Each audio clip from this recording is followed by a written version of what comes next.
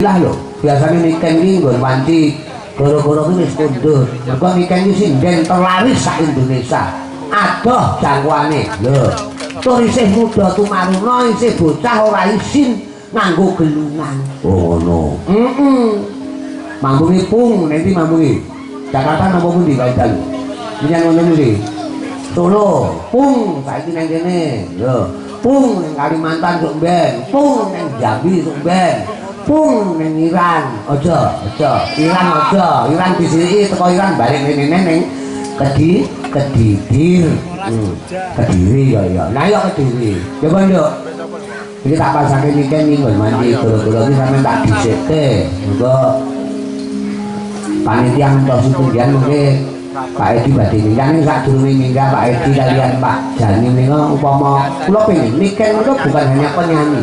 Niken itu tidak hanya penyanyi dangdut, penyanyi campursari atau penyanyi congdut. Ya, neng asli berangkat dari seni budaya klasik sinden beken. Ya, ngunjuk. Sinden ini nek top iki umbene tap sikil telu. Kaki 3 ya. Sana so niki lan seger. Ya mesti meneng pokoke. Badak, sana tak kaki. Oh, badak. Waduh, lulange ben kaya badak ngoten. Wes jarman. Pripun mun ngantukno dereng, Nduk? Nik. Alhamdulillah dereng Bapak. Panggilane ning omah apa sampean, Nduk? Kula Nik. Oh, Nik.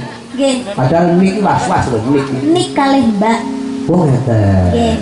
Tapi untuk warga mriki ya aku tak pengen sing tembang klasik mon manut penjenengan. Upamane jineman kene, upamane nek langgam kan wis umum. Langgam umum. Aku jineman, ular kambang nek mari kangen kene manut sampean. Iya. Bisa ta? Lho iki tok. Biyen jaman sik cilik iki kan sik TK iku ndare nyanyi Utut Manggung nek cara biyen. Oh ngono. Ora kok ngono mesti banyolane ngono. Nang Utut Manggung. Ora kok. Sampeyan mboten mboten kesuwen? Napa? Utut Manggung bawone. Mboten.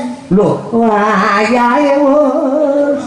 Lah dinyurake mawon. Ah, tenan. Utut Manggung dimekke nyomo ya gedhen wong lakon. Dinder sudune tanggap dinyurake lah. Ya, nek ngono dibawani ya Utut Manggung untuk bapak-bapak panitia suwi lho, bertahun-tahun lah kurang ngrungokke sampean Utut Manggung iki. Nah. Taturke kanca-kanca sing kangen karo Utut Manggung niken kaya to Jovan. Heeh. Ya Peki karo Utut Manggung niken wis tau krungu dereng. Ya. Sampun. Monggo diaturke Bapak Ibu panitia juga masyarakat sing padha keparengan. Slendro napa pilok niken? Pilok napa slendro lho? Halo. Tilu, Pak. Slendro mawon nggih. Watu mikil. Wayahe. Yo.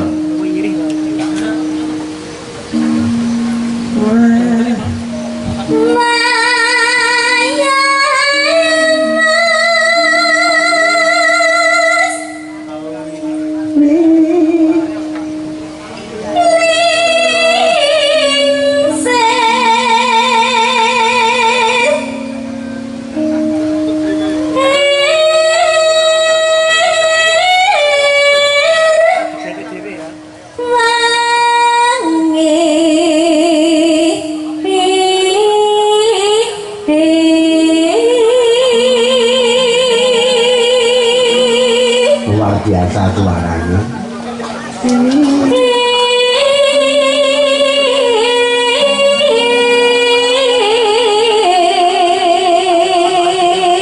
Tepuk tangan. Loh, aku demen boy.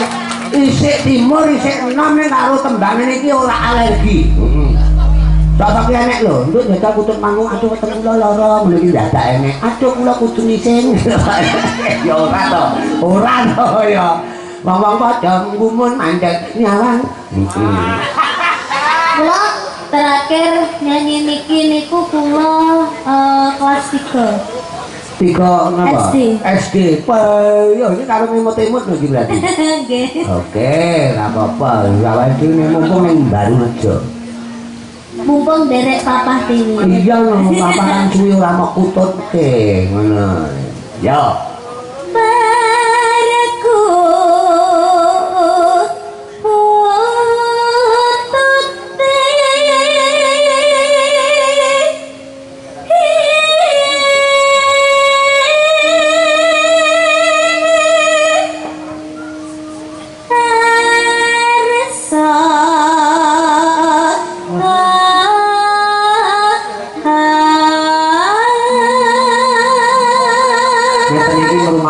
karo rokokan penak Pak Jani tenan kok kutut manggung ya kan ndangku nggih rokok iki kudu sloloten wae ning kok ya pangkadione muni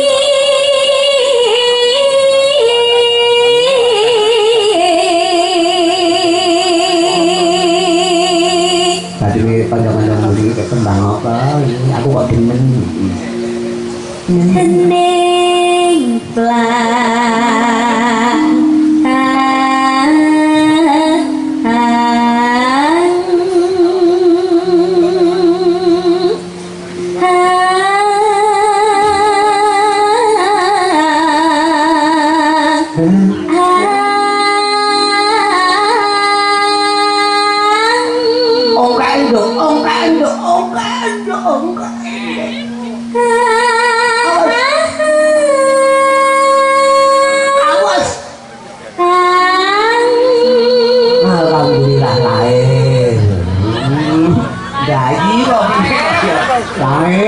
lahir lega lanang reng dikatake pateni ya aja to ya aja keringan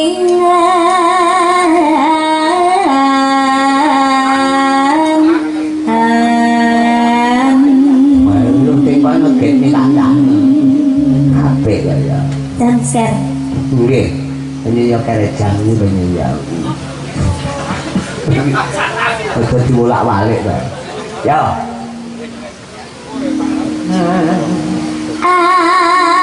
Anggung nyaman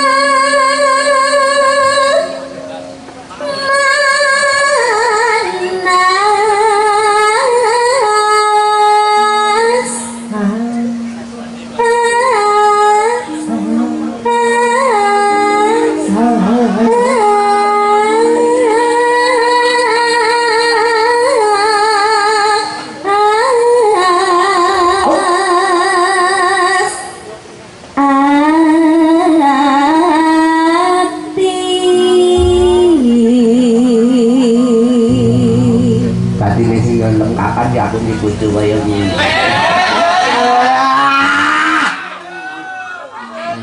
Tak tungake ndak oleh dudu kaya. Sing ditemen iki nggo nanggung-nanggung ngene iki lho, sing ditemen iki. Wis muga-muga dudune akeh lapine rojak-rajek kaya.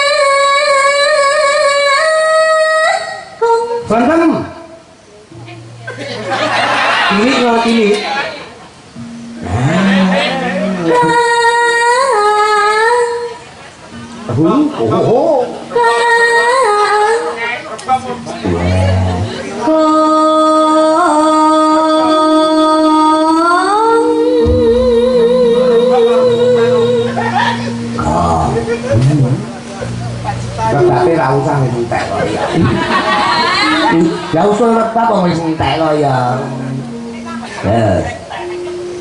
Mangga lambange wong Jawa wong Blater ngene iki. Mangga. Mangga Panitia kaos dalan. Mangga Mbak Yu mangga mati yo didahar. Mangga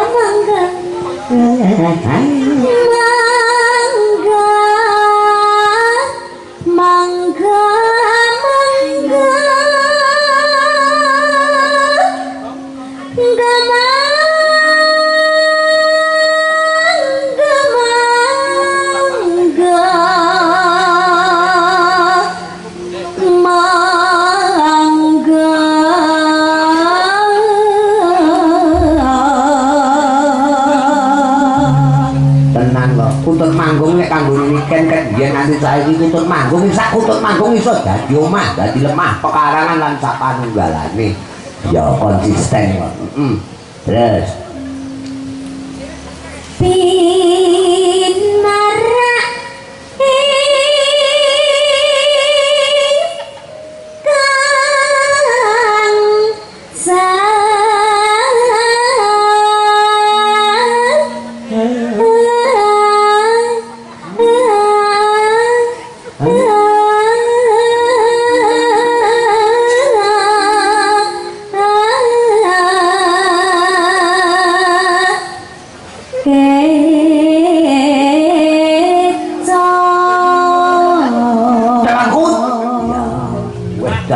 pirang puluh tahun ora krungu kutut manggung. Nggih.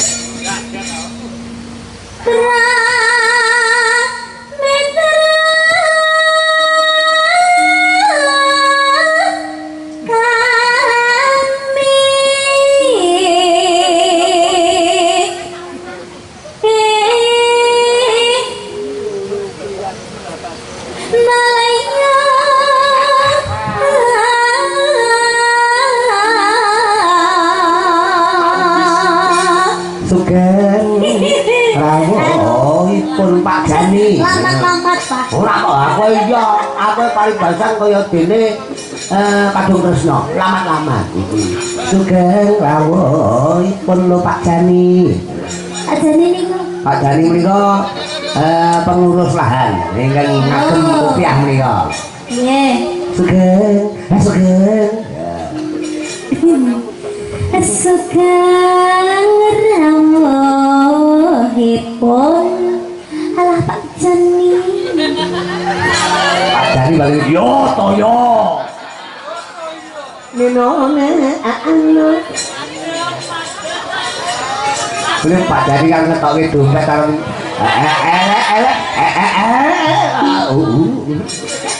nggih Pak Jani kalian Pak Budin niku badhe minggah badhe foto kali gendut niken. Ya engko. Ninone anu.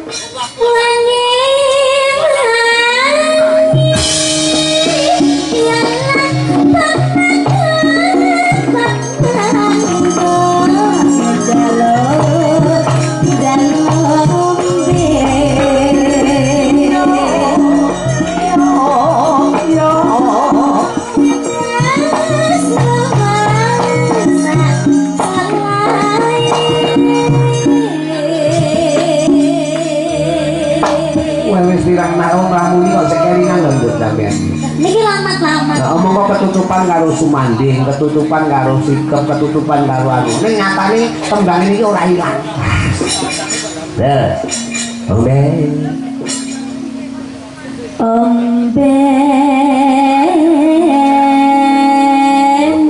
Menika tak aturi kagem para bapak-bapak saking Polsek juga Kuramil, Pak Babinsa, Batin Kamtipmas. Terus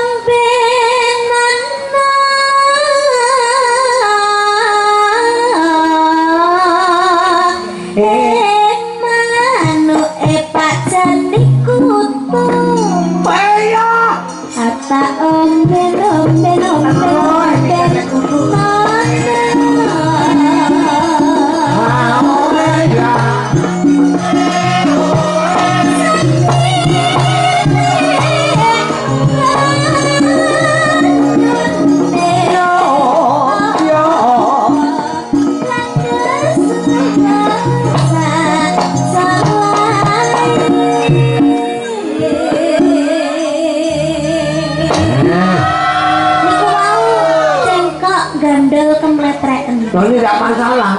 Sembarang ini gandol kok ora meletrek iki ra penak lho, Nduk. Ini kok gandol terus meletrek mak jewel peyo. Alah ya. Kuwi wong ngombe susu Milo, ngono lho. Glewer ning cangkemmu lho enak. Karo ilang ngono. Ya, pakan.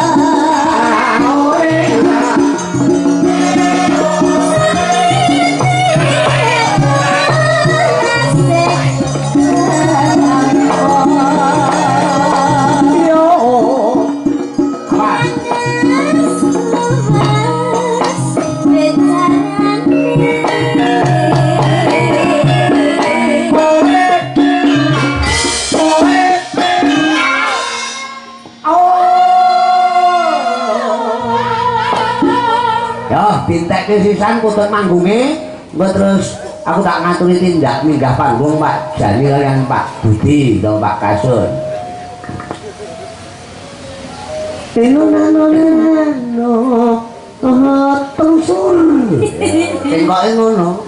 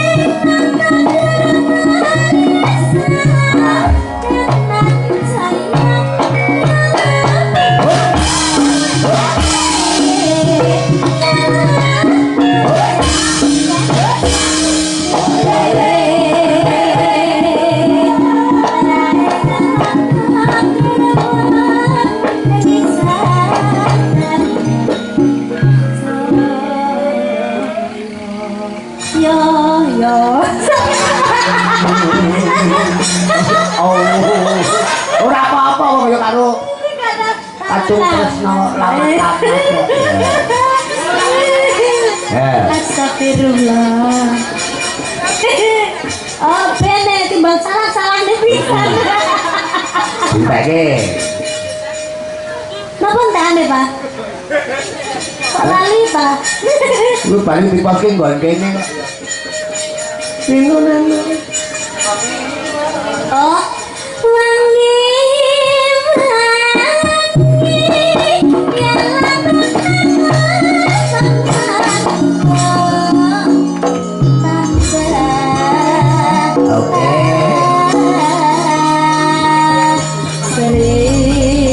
monggo Pak Budi. Pak Edi juga Pak Jani. Mereka wonten sasono Pak Glewer sesuai dengan kebutuhan dan menawa sesuai warga masyarakat dalem menika. Wonten ing Barurejo, Sukorejo, Gresik. Sebentar. Oke, terus Pak Jani.